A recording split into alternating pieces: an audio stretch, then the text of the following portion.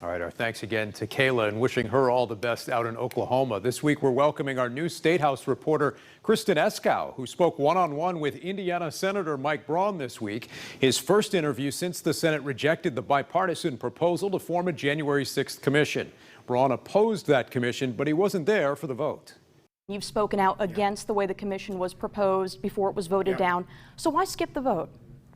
So the vote of the ones that were there was not going to affect the outcome, and I had a statement that was clear. I was against it in general, and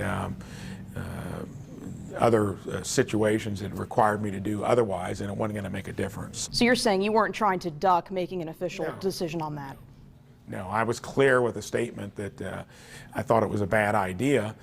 The way it was crafted, because it originated as being very partisan and then started to morph into something more balanced, and then it took too long to get done, and the FBI, who we put our faith in and many other things, has been on it from day one. So then do you support Congress forming a 1/6 commission in any form? Not necessarily. I mean, if leaders of each chamber can choose to do what they want to do, and we've had committees that have already done hearings on it, and the biggest independent commission out there, in my opinion, is the FBI. Is there a version of that commission that you would support Congress approving?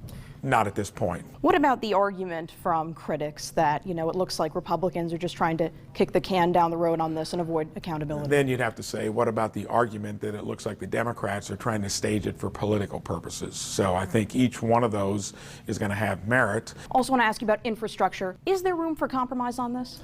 There would be, but not when you expand the definition of infrastructure way beyond what the dictionary politically has ever included. Bridges, roads, rail, air, inland waterways, water and sewer, rural broadband, that's way under $1 trillion, closer to where we are, if not below, and then repurpose some of the unspent COVID relief funds that are sitting there not being used. Should public universities be allowed to, A, require vaccination, and B, show proof? I'm against vaccine passports or that kind of heavy-handed approach, especially from government. And when you got a big institution like IU, Purdue, I think they've got to be careful. That's different. At least it's coming from something other than government. The latitude that you want to give businesses and other entities, I think there needs to be some, but in general, if I were them running any business, I'd be real careful about vaccine passports and taking that approach, especially at this stage of the game. All right. In recent interviews, Senator Braun has declined to comment on his own vaccination status, though he's faced a lot of questions about that. You heard his thoughts there on the situation at IU with the university backing off its plans somewhat. They are still requiring the vaccine, but now they won't require actual proof of vaccination after facing pushback from Republican lawmakers at the State House and from Attorney General Rokita. Instead, students will have to fill out a form attesting that they have been vaccinated. There is also an exemption process that will be in place. Meantime, the Biden administration still trying to ramp up vaccinations across the country. Last week, our partners at WGN Chicago spoke with Transportation Secretary Pete Buttigieg. It's been, frankly, very strange for me being responsible for transportation at a moment when so much travel and transportation is restricted. I'm eager to get everybody back on the move safely. And so it turns out that one of the most important ways to do the things we work on every day in the Department of Transportation is to support that public health effort, to make sure that people are safe, not only while they're traveling, but in their communities so that more travel can happen. We've seen a lot of progress, but we've got a long way to go. Lives depend on ensuring that we get as many people vaccinated as possible. We are at 62% of adults at least partially vaccinated, 50% fully vaccinated.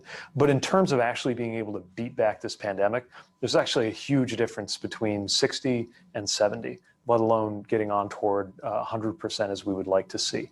People have questions. That's natural. And that's one of the reasons we're trying to make sure there are good resources to get answers. Vaccines.gov is a great place for information, not just on where you can get vaccinated, where there's a site for you to get that free shot that's close to you, but also to have your questions answered, which again is a natural thing. We want to make sure there's good information out there.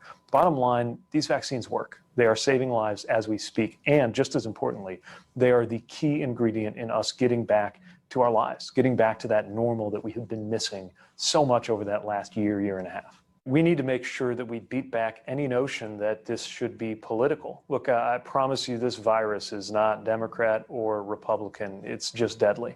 And the vaccine is not Democrat or Republican. It's just a life-saving vaccine that is making an enormous difference.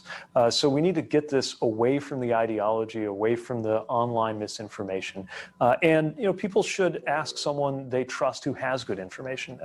If you don't feel like hearing a cabinet official urge you to take the vaccine, talk to your doctor, and they'll have good information. Talk to a nurse or qualified medical professional who can help you understand the answers to some of the questions you may have. And for those who already believe that getting everybody vaccinated is as urgent as we know that it is, think about those who might listen to you. Sometimes it's not a medical professional or a political figure. It's your coach, your teacher, someone in your church who you look up to. If you're one of those people, make sure to use your influence to help good information out there, because it really could save lives.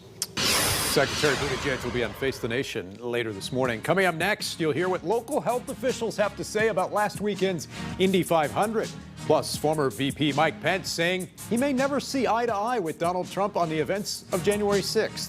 So what does that mean for Pence's future aspirations? We'll talk with our panel about all that coming up next.